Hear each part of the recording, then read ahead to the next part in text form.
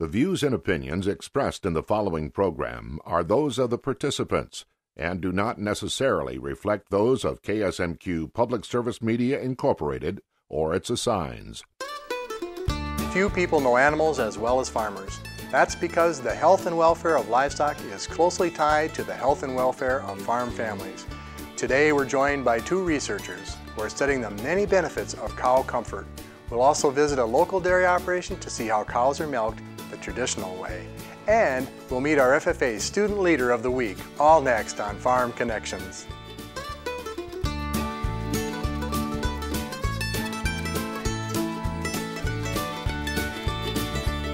Welcome to Farm Connections with your host, Dan Hoffman.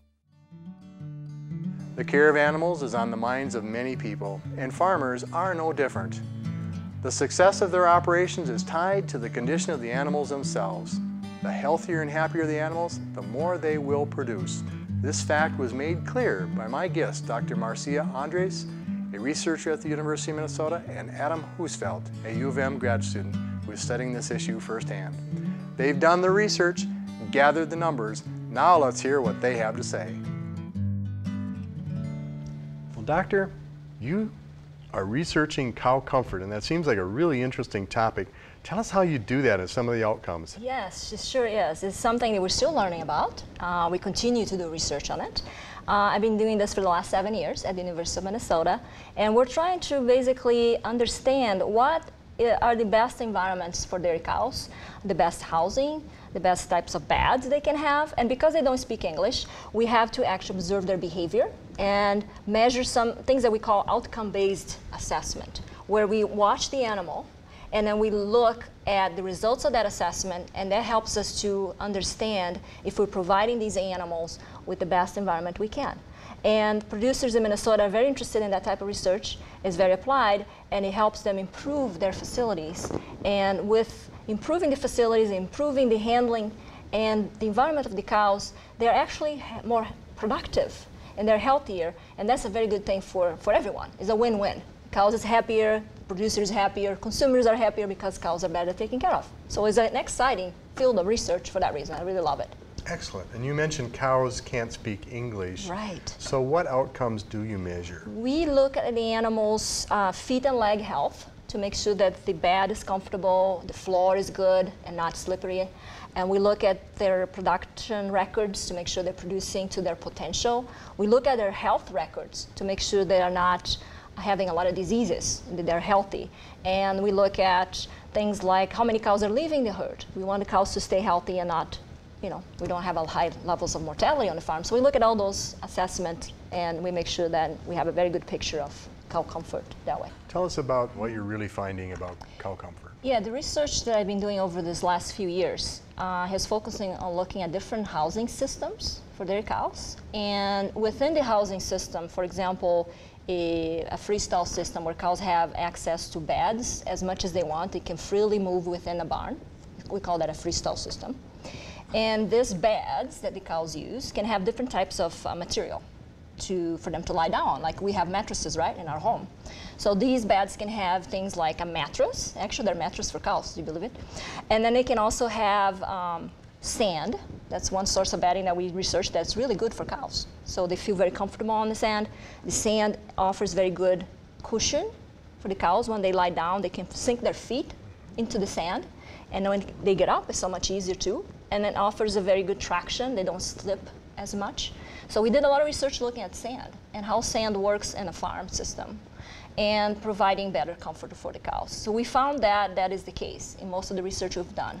Another type of system that we found is comfortable for the cows is a system that is basically an open bedded pack system. So where the cows lie down, there's bedding material like sawdust, for example, which is a byproduct of the wood industry.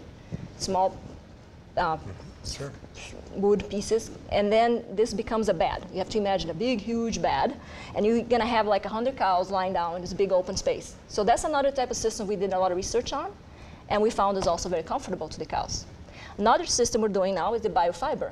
The biofiber being also soft, it's very fluffy, and when the cows lie down on it, they have very good cushion.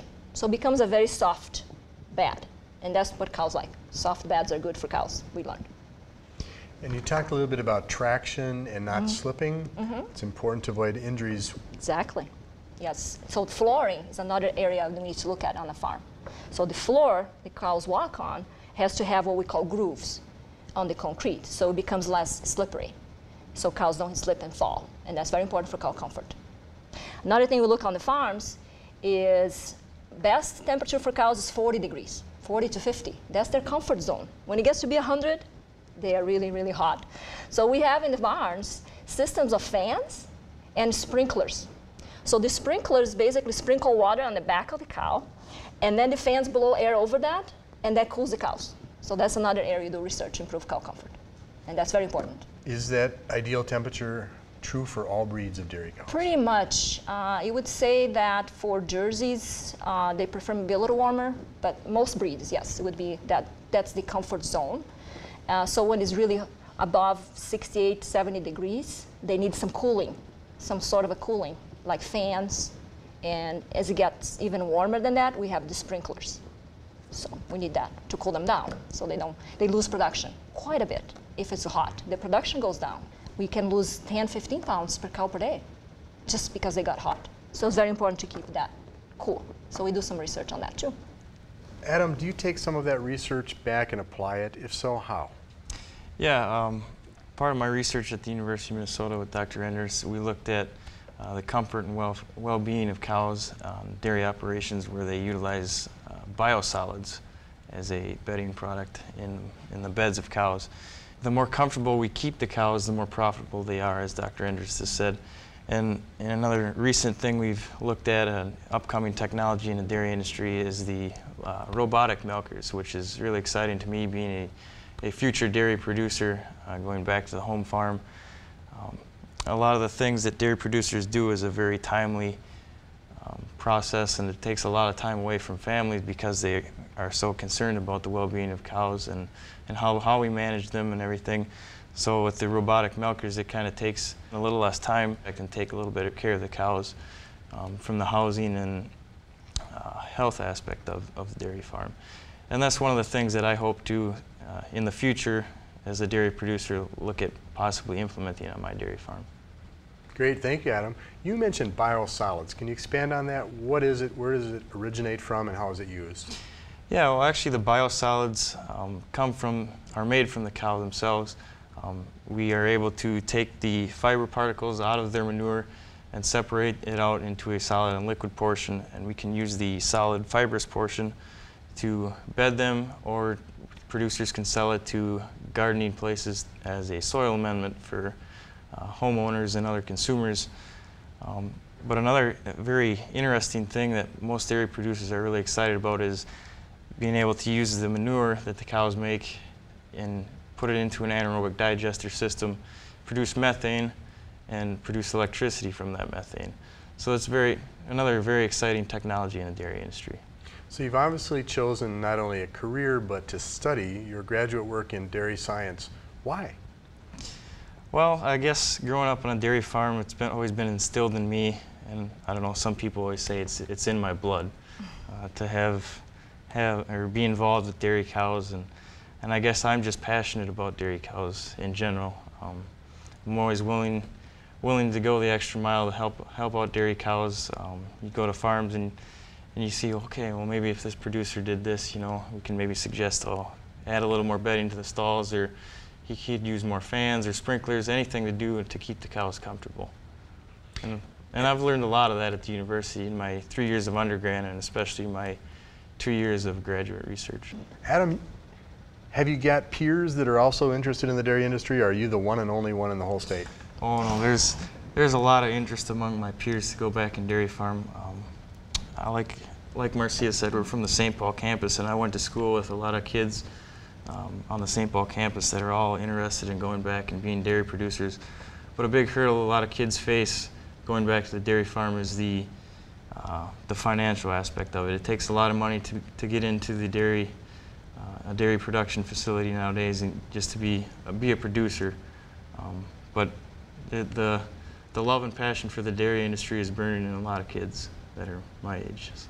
Tell us about the research farms that you use. Are these farms that are set up by companies or the university? All the farms we use are scattered throughout Wisconsin, Minnesota, Iowa, and South Dakota, and several other Midwestern states. But they're all family owned. They may be larger dairy operations, but they're all run by family members.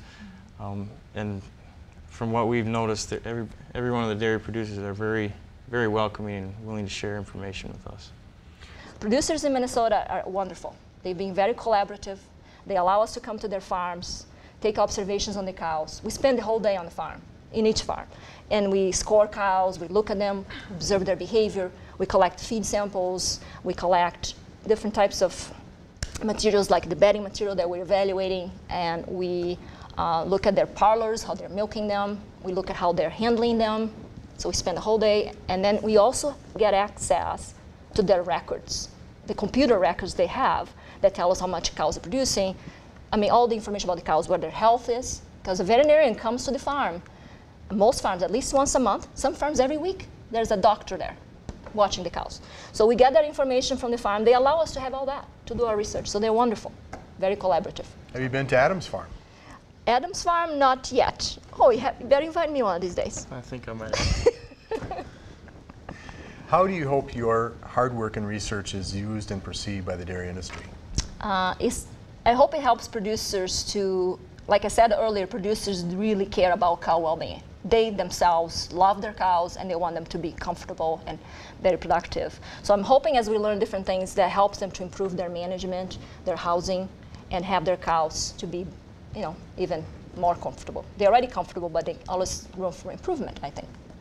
And Dr. When your research, is it ever used by builders or supply companies to design systems and buildings that are more creature comfortable? Yes, it's starting to happen, I would say. We had a particular example of a certain aspect of a stall design that was being used by a builder in central Minnesota.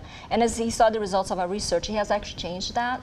And he realized that was very good for the building, making it very sturdy, but was not very easy for the cows. So I think it's getting more into that realm of the builders. I think we need to do more.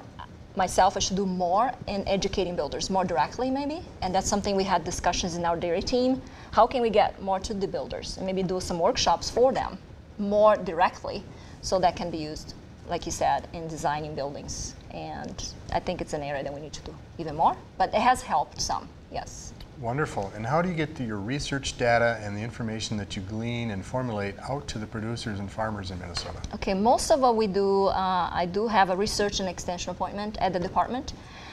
So basically for producers, we have articles in different dairy magazines. I won't give examples, but there's various magazines that producers read that we write articles to. We have meetings, workshops. We have a big meeting in December called the Midwest Dairy Expo. At the Midwest Dairy Expo, we have breakouts, and some of those have been aspects of our research. Just December one, I presented data from his research and other students' research that we're doing.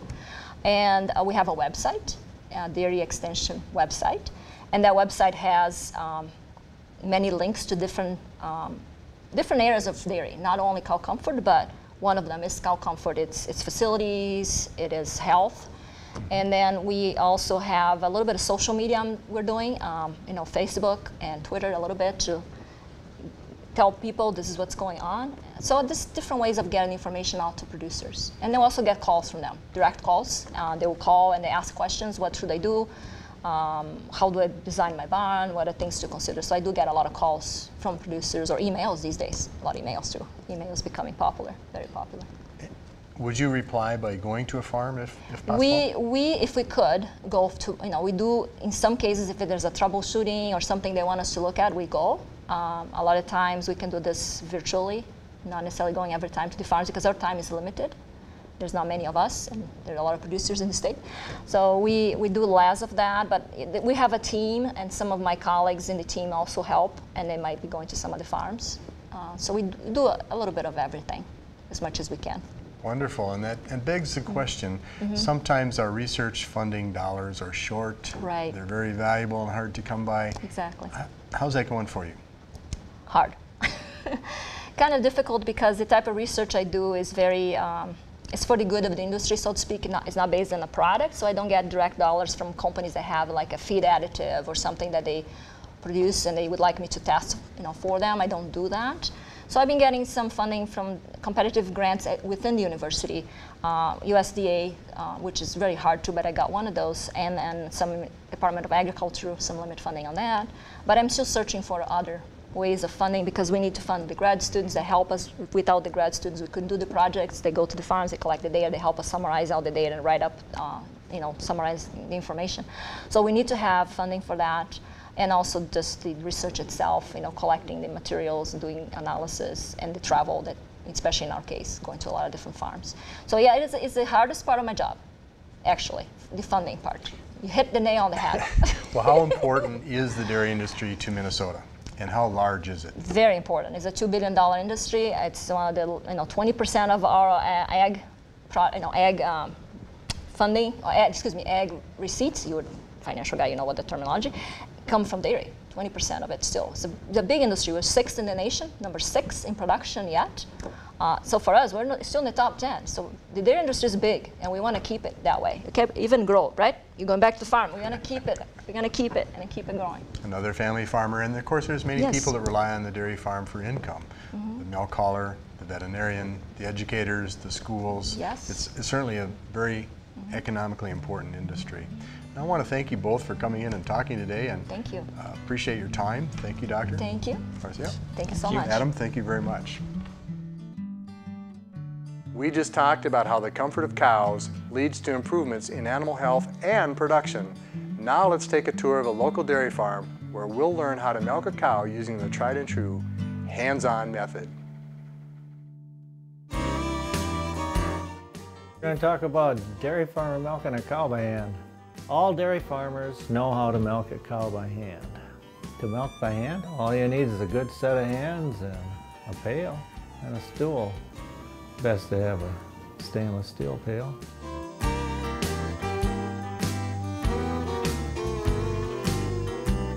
You got to keep them on a schedule, 12-hour schedule. If you get to be half an hour late, why, they get uncomfortable and they're wiggling around and they start mooing, and it's sort of like a human when you have to go to the bathroom. You don't want to wait long. I mean, when your bladder gets full, you got to empty it, and that's the way a cow's udder is. It gets full, they want to get milked.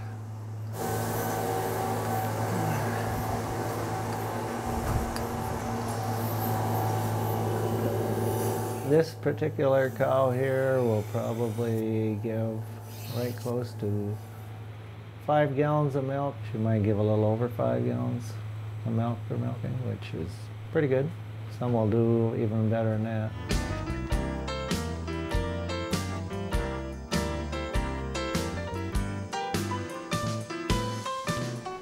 It's important to milk a cow every 12 hours, keep them on a schedule. If one was to milk the 40 cows by hand, it would take 10 to 15 minutes per cow, and we get 4 cows an hour.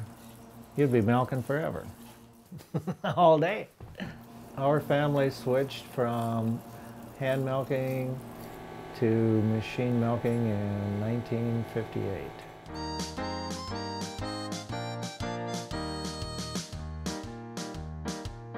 Well, we're visiting our favorite dairy farmer. Wow! Look at all those birds. I know. Here. I just like to see all the cows. My husband and I actually farm corn and soybeans south of town, and we want our kids to be knowledgeable about all aspects of agriculture. And so Gene is nice enough to let us come learn about dairy cows and feed the calves and just have fun on his farm. I fed butter right from a cow.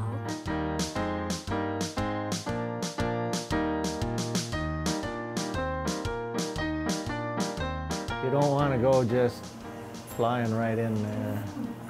You want to go in there carefully or talk to the cow a little bit so they know that you're coming in there, so you don't scare them. Otherwise, there's a good chance you'll get kicked. Well, they'll just move around. They probably move their leg a little bit. Oh yeah. Well, yeah, it depends upon which part of the kick you're on. If you're on the far end, well, you get slapped a good one. And one other thing, when we milk, have a music stereo system going. Keeps the cows calmer, so when strangers come in, they don't even notice it usually. I would say pretty much all dairy farms have some kind of sound system, music going. I listen to country music.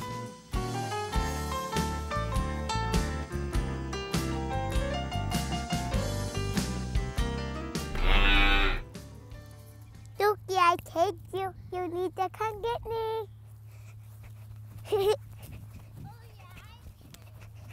Lukey, try and find me a hide and seek. They're having fun right now, and that's generally what kids do best, is have fun. But they learn a lot, you know, in having fun, and it enhances their knowledge of all aspects of agriculture to be able to know about dairy farming as well as crop farming, and you know, my dad has beef cattle, and so we know other farmers who have the different types of agriculture, and we can just learn from that, and we know then how our corn and soybeans play into all of that other parts of the agriculture.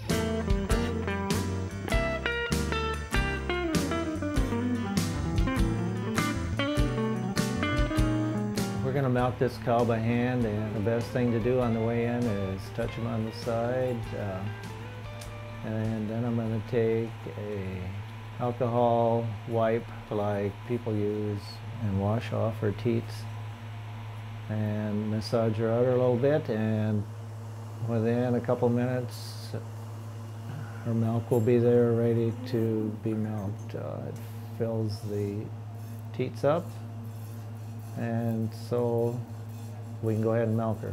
Just put your hand on there, and then you got to squeeze it. Squeeze, release, squeeze, release, squeeze, release. It's not as easy as it looks. Milking a cow by hand is harder than one thinks. You have to squeeze pretty good. You got to have a pretty good grip in your hand to get the milk to come out. Some cows milk a lot easier than others, and those with smaller teats are harder to milk if you have a big hand, so not much there to grab onto. You'll know when the cow is milked out because you'll run out of milk. The milk will quit coming out.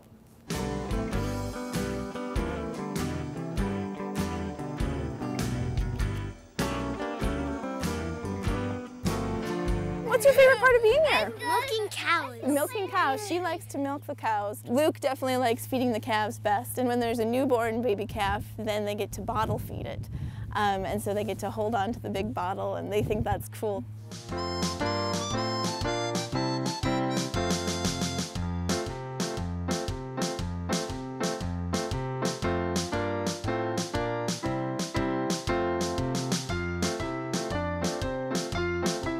So that's the great part about family farming, is that the whole family can be involved in all the different aspects of the daily chores, but you can make it fun and exciting and something that the whole family enjoys. So I like to milk the cows.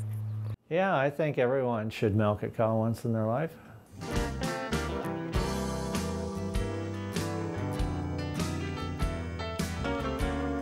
My name is Gene Anderson. I'm a dairy farmer from Sargent, Minnesota. And I know how to milk a cow by hand. And I hope now that you know how to milk a cow by hand. Milk Cow Blues. KSMQ congratulates our FFA Student Leader of the Week, President of Triton High School, Winston Athey. Yes, I've been an FFA for about 4 years now. I started when I was a freshman and got more involved as the years went on. And then I was a junior last year, and I applied for an office and I got Sentinel. And now I applied for office again senior year and I got president. So this past year I was president of the Triton FFA. Well, at first I've always been involved in agriculture with my uncle when he was milking cows. I never thought I'd actually find a career in agriculture. But now doing it and meeting people and seeing that how they're doing it, that has pushed me to pursue a career in agriculture, which is agronomy, going to La Crosse this fall to be an agronomist.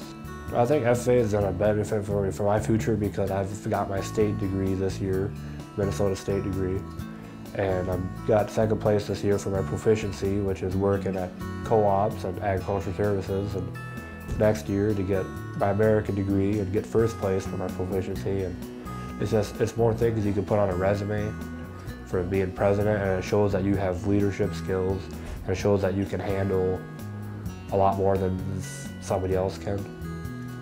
FFA isn't just an individual organization. I mean, it's meant for more people, and why not try to be somebody that wants to spread the word of what we do in agriculture and how things actually are.